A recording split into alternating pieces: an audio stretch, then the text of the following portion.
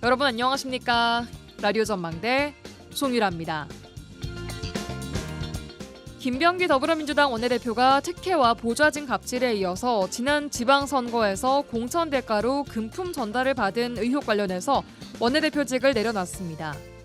김 전 대표는 지난 지방선거에서 공천관리위원회 간사 시절 공천관리위원이었던 강선우 의원실 보좌관이 김경 서울시 의원으로부터 현금 1억 원을 받아 보관하고 있다는 사실을 보고받은 것으로 전해졌습니다. 이후 이 돈은 돌려줬지만 김경 의원은 단수 공천을 받아 당선됐는데요. 더불어민주당 김병기 의원과 강선우 의원, 김경 서울시 의원 모두 고발이 된 상황입니다. 오늘은 통일교회 정치권 금품 의혹을 수사하고 있는 경찰이 한학자 총재와 핵심 간부 3명을 검찰에 넘겼습니다. 어제 민중기 특검이 통일교 측으로부터 김건희 씨가 청탁을 대가로 금품을 받은 것이 확인됐다면서 현대판 매관 매직이라고까지 표현을 했는데요.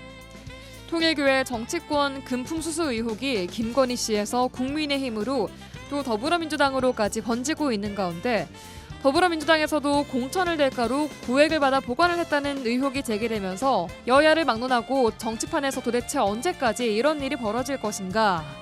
국민의 한 사람으로서 불신이 깊어짐과 동시에 피로감이 정말 많이 쌓입니다. 대통령은 통합을 이야기하고 있지만 지금 정치권은 다른 의미의 통합으로 올 연말을 뒤흔들고 있습니다. 오늘 관련된 내용들 정치 한판 대기실 그리고 정치 한판 시간에 알아보고요. 뉴스 브리핑부터 듣고 출발하겠습니다. 잠시 후에 뵙죠.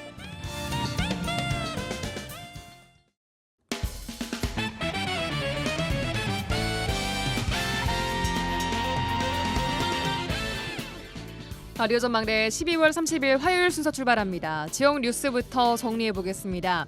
뉴스 브리핑 여성신문의 장봉현 기자 연결돼 있습니다. 나와 계십니까? 네, 안녕하세요. 장봉현입니다. 네, 안녕하세요.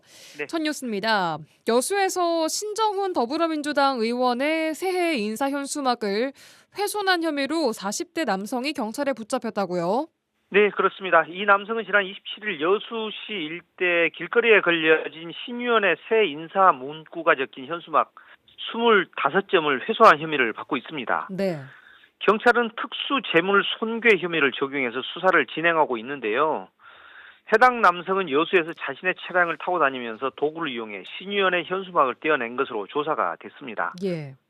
내년 지방선거에서 전남도지사 출마를 준비하고 있는 신의원은 자신의 SNS에 정치활동에 대한 심각한 위협일 뿐만 아니라 선거 문화를 해치는 불법 행위다. 그러면서 수사기관에 신속하고 철저한 수사를 촉구를 했습니다.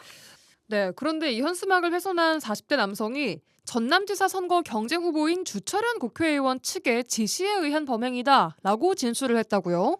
해당 남성은 경찰에서 주의원 여수 지역위 관계자로부터 수고비 명목으로 10만 원을 받고 훼손을 했다. 그런 취지로 진술을 했다고 하는데요. 예.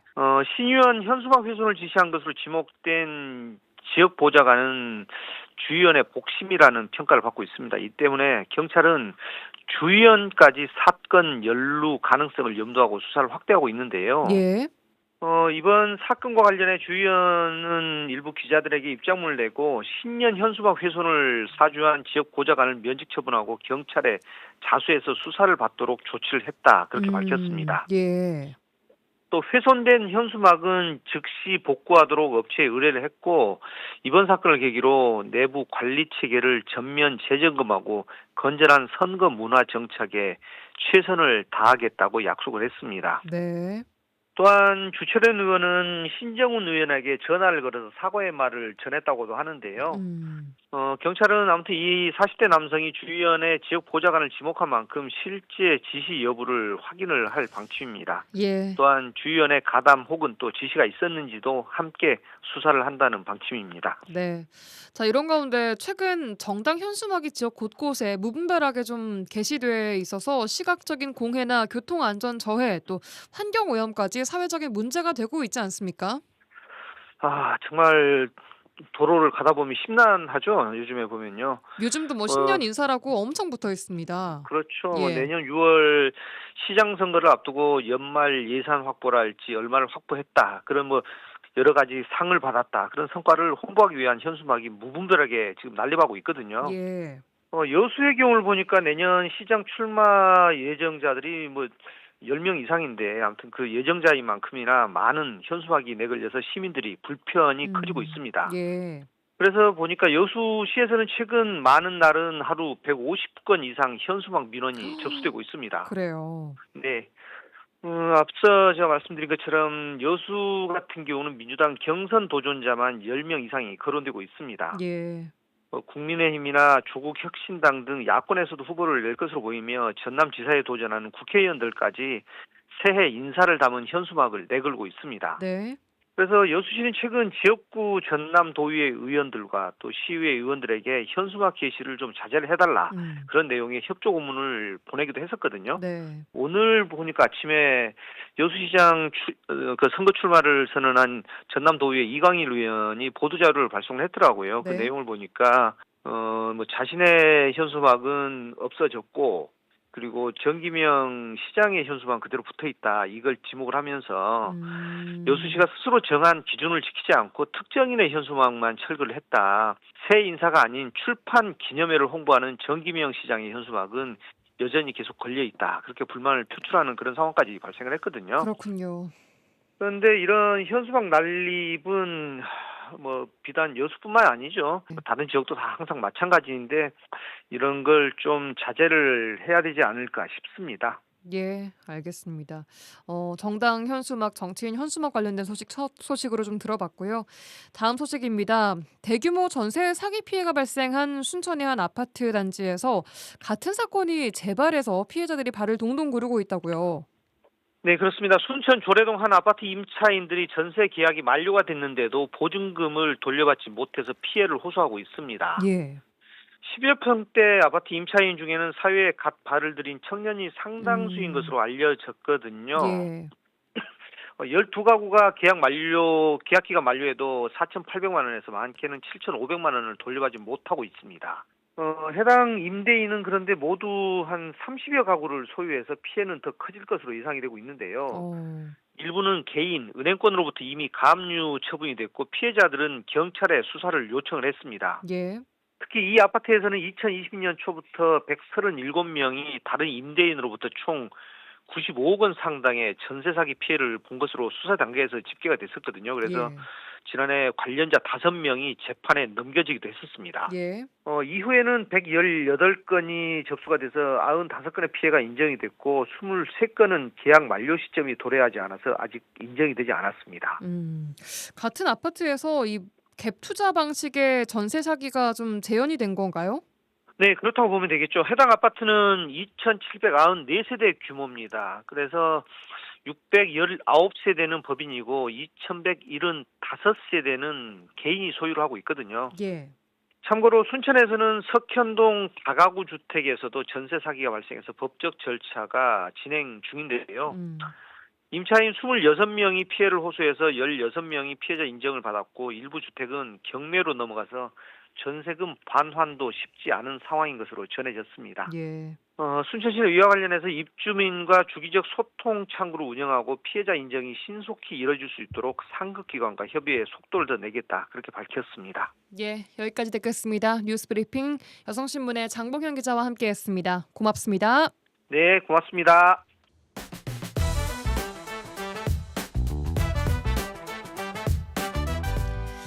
복잡하고 어려운 뉴스 때문에 정치 토론이 어려우십니까? 잠시 뒤에 있을 정치 한판 이슈들 친절하게 풀어주는 정치 한판 대기실 시간입니다. 오늘도 프로 질문러 김진호 아나운서와 함께하겠습니다. 어서 오십시오. 네, 안녕하세요. 아나운서 김진호입니다. 네, 반갑습니다. 네. 자, 연말입니다. 연말 마무리 잘 하고 계세요? 네, 잘 마무리하고 있고 오늘이 또 이제 이 질문러로서의 마지막 올해의 시간이네요. 네, 오늘 올 한해 고생 많으셨어요.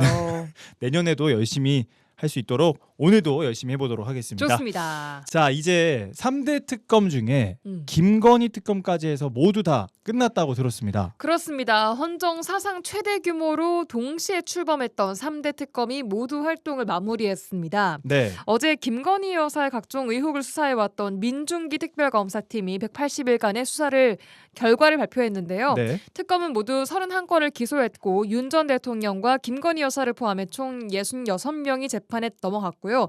이 가운데 20명이 구속됐습니다. 야, 이제 수사가 끝났는데 그렇죠. 핵심적인 어떤 결과들을 알려주셨으면 해서 일단 핵심 네. 수사 결과를 먼저 좀 정리를 해보면 가장 대표적인 게 금품 수수입니다. 금품 수수 관련해서는 현대판 그 매관 매직이라는 말까지 좀 나왔더라고요. 그렇습니다. 특검에 따르면 김 여사는 한학자 통일교 총재 서희건설 회장 등으로부터 샤넬 가방 2개와 그라프 목걸이, 명품 귀금 속 고가 그림 등 총 3억 7천여만 원 상당의 금품을 받은 것으로 와, 조사가 됐습니다. 네. 특검은 이를 현대판 매관 매직, 즉 권력형 부패라고 규정을 했고요. 김 여사가 대통령 배우자 신분을 이용해서 인사와 공천에 폭넓게 개입하고 장막 뒤에서 국정에 영향력을 행사했다라고 밝혔습니다. 주가 조작이나 공천 개입 관련해서도 또 있을까요? 그렇죠. 도이치모터스 주가 조작 사건의 경우에는 검찰이 앞서서 무혐의 처분을 했던 사건을 특검이 재수사를 해서 정반대 결론을 냈습니다. 네. 또 특검은 김 여사와 공범 간 공모 정황을 입증할 증거를 확보해서 자본시장법 위반 혐의로 기소를 했고요. 또 윤 전 대통령 부부의 불법 여론조사와 선거 개입 의혹 관련해서는 두 사람이 정치 공동체로 함께 움직였다라고 판단을 했고 김 여사가 정치 입문 초기부터 공천까지 주도적으로 이걸 다 개입을 해왔다라는 점을 명확히 밝혔습니다. 네, 저희가 또 계속 관심 있게 봤던 통일교 청탁 의혹도 함께 알려주시죠. 네, 특검 수사에 큰 줄기를 담당했던 통일교 파트 또한 정교 유착의 실체를 규명했다는 점에서 좀 의미가 큰데요. 네. 두 차례 구속영장이 기각됐던 건진법사 전성배 씨도 특검 수사로 결국 구속영장이 발부가 됐습니다. 수사를 지휘했던 박상진 특검보는 통일교가 이 정책이나 사업에 관한 청탁을 위해서 김 여사, 권성동 국민의힘 의원, 건진법사 전성배 씨에게 금품을 제공했고 그 과정에서 통일교 자금이 횡령된 것에서 더 나아가서 통일교가 이 조직과 자금력을 활용해서 대통령 선거와 당대표 선거에 개입을 했다라고 네. 설명을 했습니다. 한마디로 특검은 법적 권한이 없는 대통령 배우자가 국정에 실질적으로 개입을 하거나 영향력을 행사한 이 구조가 여러 사건에서 반복적으로 확인됐다라는 점을 강조를 했습니다. 그랬군요. 다만 서울 양평고속도로 노선 변경 특혜 의혹이나 삼부토건 주가 조작 의혹 같은 것은 아직까지 수사가 되지 못했습니다. 이렇게 한계로 좀 남아 있어요. 네. 그러면 이제 처벌만 남은 건가요? 일단 지금까지 나온 조사 결과를 바탕으로는 김 여사는 총 3개의 재판을 받게 됩니다. 네. 앞서 김건희 특검팀은 도이치모터스 주가 조작 사건, 또 네. 무상 여론조사 수수 후 공천 개입, 통일교 관련 청탁 혐의로 김 여사를 구속 기소했는데요. 네. 이후 정당법 위반과 알선수재, 또 청탁금지법 위반 혐의로 추가 기소가 됐고요. 특검은 징역 15년 상당과 수십억 원대의 벌금, 추징금을 구형했습니다. 이 김 여사의 1심 선고 다음 달 28일쯤 나올 예정인데요. 같은 날 권성동 의원과 또 윤영호 전 통일교 본부장의 판결도 같이 나온다고 해요. 네. 그래서 이날 이 특검 수사 성과를 좀 가늠하는 분수령이 될 전망입니다. 알겠습니다. 다음 또 주제로 한번 넘어가 볼 건데 더불어민주당 김병기 원내대표 둘러싼 의혹이 계속해서 터져 나왔는데 결국 오늘 김병기 원내대표가 사퇴를 했습니다. 그렇습니다. 의혹이 이게 한두 개가 아니던데 이 관련 내용도 좀 정리해 주시죠. 네, 정말 많은 의혹들이 계속 나오고 있는데 네. 일단 보도 중에 경향신문에서 총 9가지로 딱 정리를 9가지요? 했더라고요. 예. 네. 이게 다인지는 모르겠지만 지금까지 나온 걸 쭉 정리를 한 것 같아요. 네. 첫 번째는 장남 국가정보원 채용 개입 의혹. 그러니까 김 원내대표가 국정원 인사처장 출신이거든요. 네. 근데 이 배우자가 그 아들의 국정원 채용을 위해서 국정원 고위 간부에게 직접 전화를 해서 채용을 요구했고 이후에 실제로 경력직 전형으로 합격을 했다라는 의혹을 받고 있습니다. 네. 그리고 둘째 아들의 그 숭실대 편입 개입 의혹도 있습니다. 네. 이 김 원내대표가 대학 총장 등을 직접 만나서 편입 방법을 좀 문의를 했고 보좌진과 구의원이 동원돼서 결국 아들은 편입에 성공을 했고요. 네. 그리고 세 번째는 쿠팡 대표와 고가 식사 논란입니다. 70만 원 상당의 식사, 즉 김영란법 다 걸리는 그런 금액이잖아요. 이 정도의 식사를 쿠팡 대표와 함께 했는데 특히 이 자리에서 김병기 의원실의 보좌진으로 있다가 해고 이후에 쿠팡으로 취업한 사람이 있는데 이분의 그 인사 불이익을 요구했다. 라는 의혹이 제기되고 있습니다. 그렇군요. 또 하나 대한항공 호텔 숙박권 수수 의혹인데요. 김병기 원내대표가 국토교통위원회 소속 시절에 대한항공과 당시 아시아나 합병 현안이 있었는데 네. 그 당시 대한항공 측으로부터 160만 원 상당의 숙박권을 받아서 사용을 했다라는 의혹을 받고 있습니다.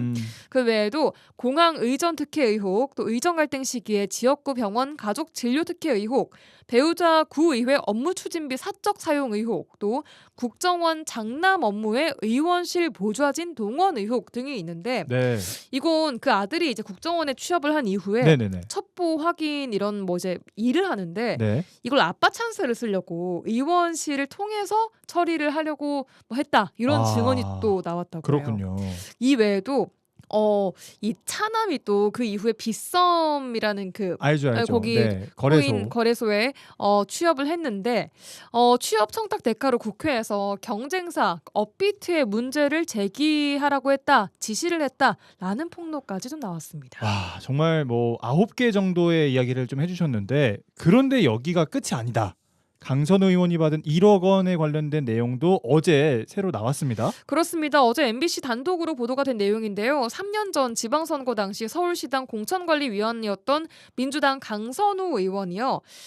당시 자신의 보좌관이 특정 시 의원으로부터 1억 원을 받았다라는 내용을 이거 어떻게 해요? 좀 살려주세요라는 내용을 김병기 원내대표와 그 통화하는 녹취 파일이 공개가 됐습니다. 네. 당시에 김병기 원내대표가 공천관리위원회 간사였거든요. 네. 그래서 이 보도가 나온 이후에 즉각 이들을 뭐 구속해야 되는 것이 아니냐라는 얘기까지 야당에서 좀 나오고 있는 상황이고요. 오늘 사퇴를 했지만 이게 사퇴만으로 좀 마무리가 될 수 있는 일인지 논란이 커지고 있는 모양새입니다. 네, 알겠습니다. 오늘 또 많은 이야기들이 좀 오갈 것 같은데 열심히 또 들어보도록 하겠습니다. 네, 김진호 아나운서와 함께했습니다. 내년에 뵙겠습니다. 고맙습니다.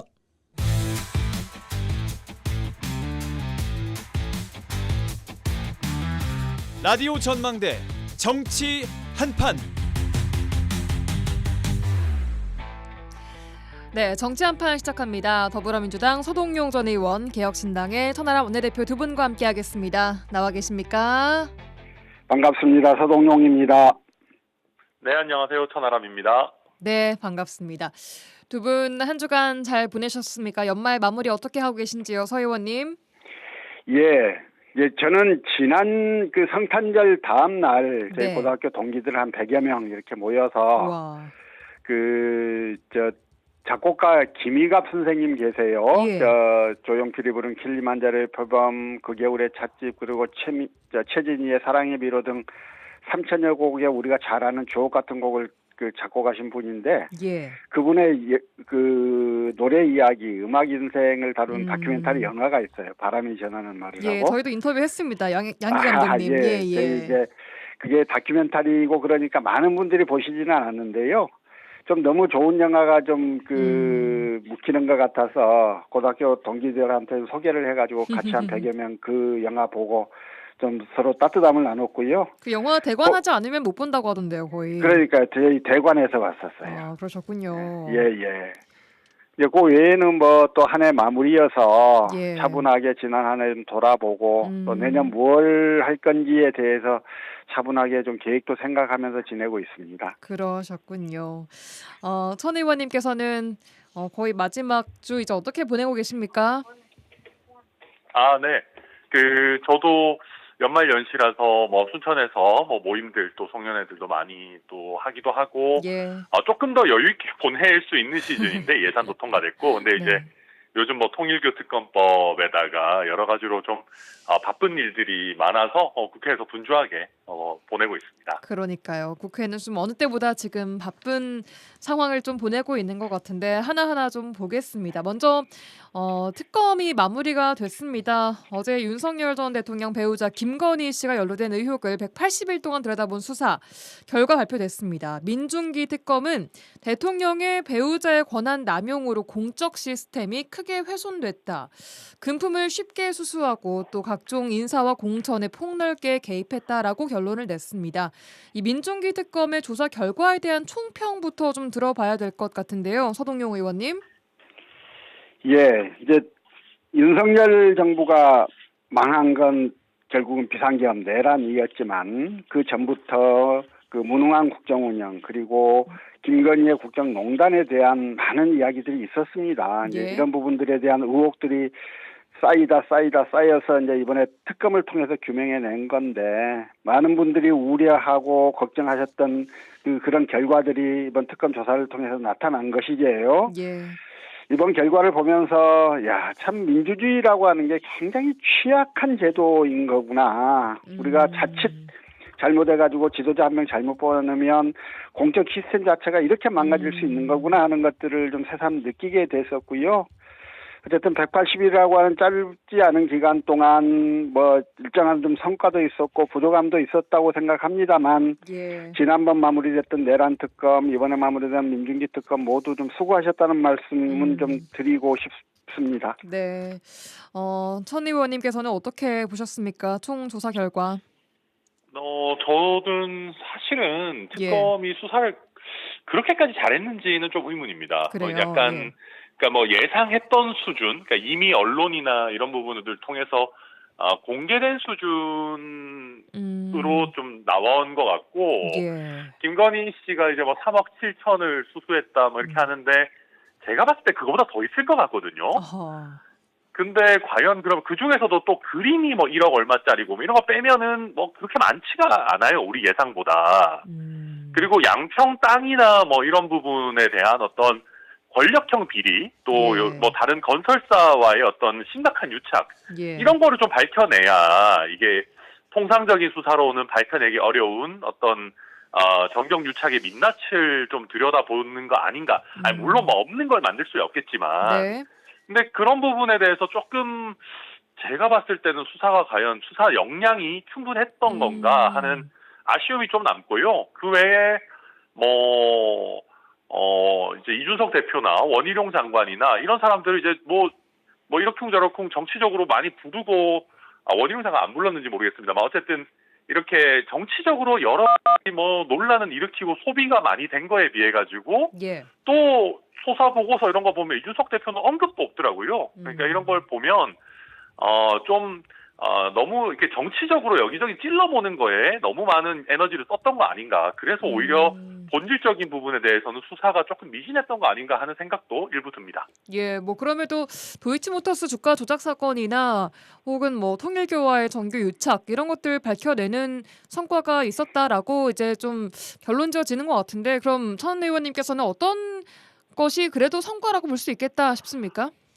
네, 말씀하신 그런 부분들은 당연히 성과라고 봐야 되는 것이고요. 근데 이제 아무래도 이번 그 세 가지 특검이 다 역대 거의 뭐 최대 규모, 또 거의 굉장히 긴 시간, 역대 최장기간 이렇게 해가지고 수사를 하던 거다 보니까 제가 좀 판단하는 기준 자체도 좀 높아져 있는 게 아닌가 싶긴 합니다. 그래서 말씀하신 것처럼 어쨌든 뭐 이런저런 우리가 이제 생각만 했던 의혹들을 밝혀낸 것들, 그것만 해도 저는 뭐 의미 있는 일이다 생각합니다. 서 의원님께서는요? 제일 이제 그 전에 우리가 잘 몰랐었다가 이번 특검 과정을 통해서 가장 크게 드러난 건 역시 통일교 문제여서 사실 처음에 통일교에 대한 압수수색을 한다고 했을 때 이 종교개혁을 이렇게 해도 되나 하는 생각이 들 정도로 너무 정책적인 압수수색이었는데 이제 결과는 통일교가 우리 정치에 굉장히 깊숙이 관여해서 정치를 컨트롤하려고 들었던 점들이 좀 드러난 거여서 저는 그 부분이 뭐 성과라면 가장 큰 성과가 아닌가 싶고요. 대신 이제 저는 뭐 가장 크게 아쉽게 생각하는 건 서울 양평고속도로 특혜 문제예요. 이게 지금 뭐 일단 이제 특검이 대통령직 인수위원회 지시에 따라서 합리적 이유 없이 노선이 변경됐다. 요전까지는 밝혔다고 했는데 문제는 이게 뭐 특검이 밝힌 것처럼 국토부 서기관 혼자서 결정할 수 있는 문제도 아니고 가장 핵심적으로 1차적 이 지휘라인에는 원희룡 장관이 있다고 봐야 했는데 원희룡 장관은 조사도 못했거든요. 그래서 지금 이런 부분들은 너무 아쉽고, 그러니까 이게 물론 뭐 쉽지 않을 수 있었겠습니다만, 네. 과연 그 조사를 가장 큰 의혹 덩어리인 서울 양평고속도로 문제를 어중간하게 조사하고 그냥 넘기고 말아서 이 문제는 뭐 굉장히 좀 크게 한계가 있었던 부분이 아닌가 이렇게 생각합니다. 예, 아까 성과 중에 통일교와의 정교 유착 성과라고 말씀 주셨는데 이번에 그 연관성 관련해서 민중기 특검 본인도 수사 대상이 좀 됐는데 이 자체로 특검 수사의 신빙성까지도 흔들릴 수 있다라고 보십니까, 서 의원님 어떠세요? 그 특검 조사 결과를 발표하는 걸 보고 그 부분에 대한 해명이 있을 줄 알았어요. 왜 민중기 특검이 조사 과정에서 민주당에 대한 로비도 있었노라라고 하는 거를 받고도 예. 왜 그걸 조사하지 않았는지. 예전에 나온 이야기로는 나름은 이게 민중기 특검의 조사 범위를 벗어난 문제다라고 판단했다. 뭐 그런 이야기가 이렇게 나온 적은 있었는데요. 예. 그것도 적절한 설명은 아니었던 거고. 그러면 조사를 마치는 과정에서 이걸 설명했어야 되는데 설명이 전혀 없는 것 같았어요. 그래서 지금도 여전히 궁금합니다. 왜 그걸 하다가 말았는지. 오히려 지금 이제 통일교 특검에 대해서 민주당도 특검을 받겠다고 이렇게 나서는 걸로 봐서 네. 그때 당시 민중기 특검이 이걸 조사하겠다고 했을 때 민주당이나 뭐 이 정부가 크게 반발할 것 같지도 않은 사안이었는데 왜 그걸 어중간하게 그렇게 스톱을 해서 스스로 의혹을 자체했는지 이 부분에 대해서는 저도 되게 좀 의문스럽게 생각하고 있습니다. 예. 알겠습니다. 자, 그럼 이제 앞으로 경찰 국가수사본부에서 추가 수사를 이어가게 될 텐데 전 의원님, 이 특검에서 밝혀내지 못한 거 경찰 국수본에서 집중해서 밝혀낼 수 있을 거라고 보십니까?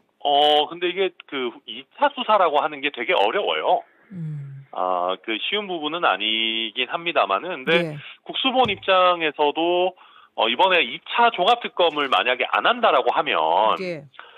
본인들의 역량을 지금 보여줘야 되는 굉장히 중차대한 시기인 거죠. 예. 게다가 국수본 같은 경우는 어쨌든 시간과 인력의 제한이 이론적으로는 없는 거기 때문에 네. 뭐 국수본이 뭐 이거는 할 수 있다 없다의 문제가 아니라 잘 해내야죠. 예. 네. 예, 알겠습니다. 자, 이제 이해운 전 의원 얘기 좀 해보겠습니다. 내년 1월 2일부터는 기획재정부가 재정경제부와 기획예산처로 분리가 되는데 이재명 대통령이 기획예산처 장관 후보로 삼선 의원 출신 국민의힘 이해훈 전 의원을 지명했습니다. 논란이 이어지고 있습니다. 우선 이재명 대통령 왜 이해훈 의원을 지명을 했을까요? 어떻게 생각하십니까? 일단 천 의원님부터 들어볼까요? 저는 뭐 이런저런 노림수는 있었을 거라고 봅니다. 조금 이재명 대통령 안 좋게 보자면 욕바지가 좀 필요한 거 아니었나라는 생각을 해요. 그러니까 크게 보면 경제 상황이 안 좋은 부분, 지금 환율, 물가, 뭐 부동산 가격, 뭐 하나 지금 정부 뜻대로 가고 있는 게 없거든요. 예. 그런 상황에서 이제 예산이라는 경제 정책의 중요한 한 축을 보수 진영 출신 인물에게 맡겨서 책임을 좀 분산시키려고 하는 생각이 있지 않았을까 하나가 있고요. 예. 또 한 가지는 약간 작은 의미의 욕받인데 무슨 얘기냐면 정권을 잡고 나면 정권을 잡는데 도와줬던 사람들의 청구서가 날아듭니다. 예. 그게 정책이나 입법으로 형태도 있지만 예산을 달라는 사람들도 굉장히 많이 있는데 예. 대통령 입장에서 그걸 또 거절하는 것도 쉬운 문제가 아니거든요. 뭐 물론 대통령한테 직접 전화해서 하진 않겠지만, 근데 그렇게 됐을 때 어쨌든 확장 재정이나 이런 부분에 대해서 좀 반대 의견을 내세웠던 이해훈 전 의원 같은 사람을 좀 이렇게 앉혀놓으면 우리는 예산 주고 싶은데 저 양반이 너무 깐깐하게 해서 쉽지 않다. 또 이런 것도 가능할 수 있거든요. 다양하게 좀 조금 이제 경제 상황이 녹록지 않은 거, 예산을 충분히 뭐 이렇게 다 줄 수 없는 거에 대한 약간의 어떤 방패막 그런 생각들을 가지지 않으셨을까 생각해 봅니다. 예, 국민의힘 김근식 당협위원장이 얘기했던 뭐 총알바지다라는 것과 같은 이게 맥락입니까? 말씀하신 게? 총알까지 맞는 건 뭔지는 모르겠습니다. 욕바지 근데 정도로. 어쨌든 요거는 저도 그렇고 김근식 뭐 위원장도 그렇고 좀 안 좋게 본 거고요. 그리고 저는 얼마 전 인터뷰에서도 얘기 드렸지만 어찌됐든 국민들께서 보셨을 때는 인재 풀을 넓게 쓰고 예. 또 상평하고 이런 거는 기본적으로 칭찬할 만한 일이거든요. 예.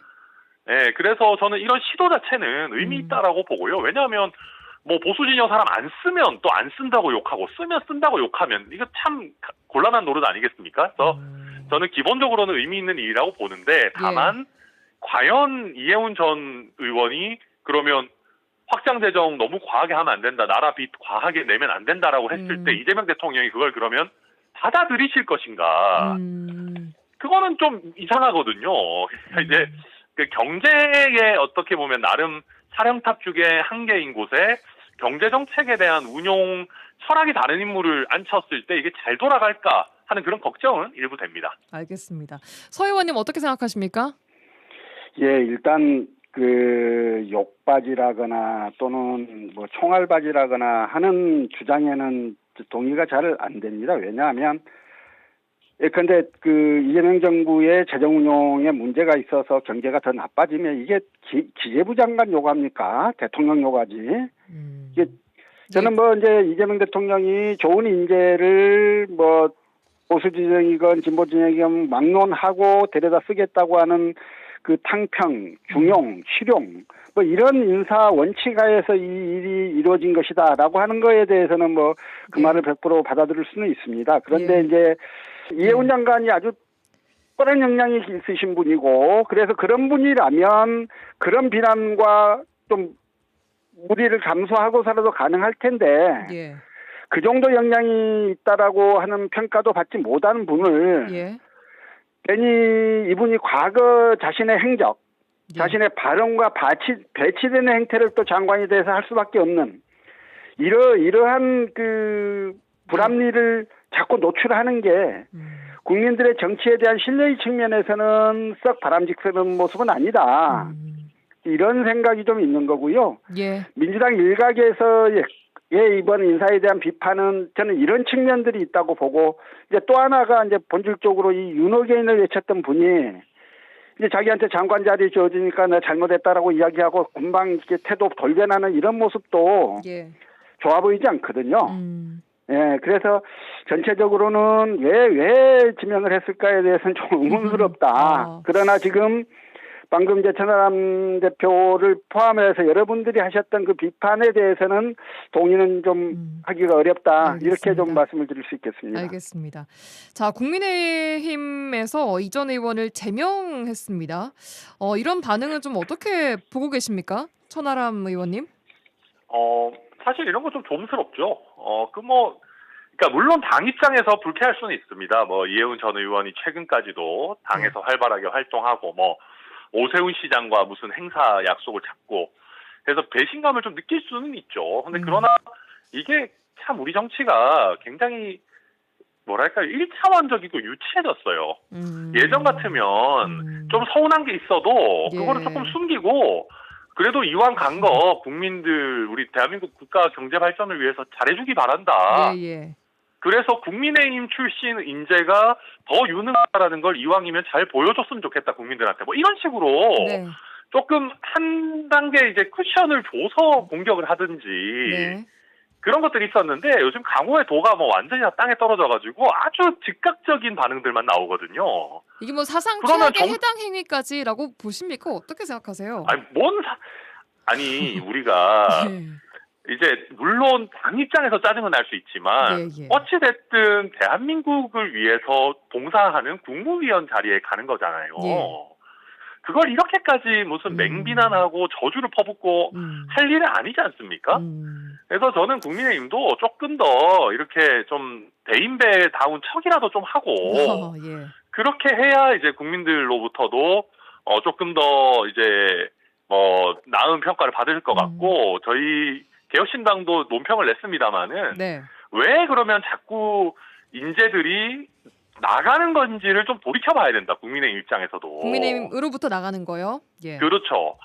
그런 거를 사실은 반성해야 되고 저희 개혁신당도 뭐 완벽하지 않습니다만은 그래도 그런 거를 좀 스스로의 그런 걸 따져봐야 되는데 자꾸 뭐 그런 쪽으로 그냥 계속 해당 행위다, 뭐 배신자다. 낙인 찍기만 한다고 나아지는 건 없을 겁니다. 이제 국민의힘의 제명 문제를 보고 저는 그런 생각이 들었어요. 야, 뭘 저렇게까지 하냐. 뭐 이게 참 품도 없다, 음. 품위도 없다라는 생각이 들었는데요. 네. 그러면서 한편으로 야 이게 뭔 말이지? 이재명 정부에서 국민의힘 소속의 전 국회의원을 강요로 데려다 쓰면서 네. 최소한 그쪽 당에 아무런 언질도 안 줬다는 이야기잖아요. 또 이해원 장관은 국민의힘 소속인데 예. 자기한테 그런 제안이 와서 지금까지 인사검증이 이루어지고 상당한 기간이 지났을 텐데 네.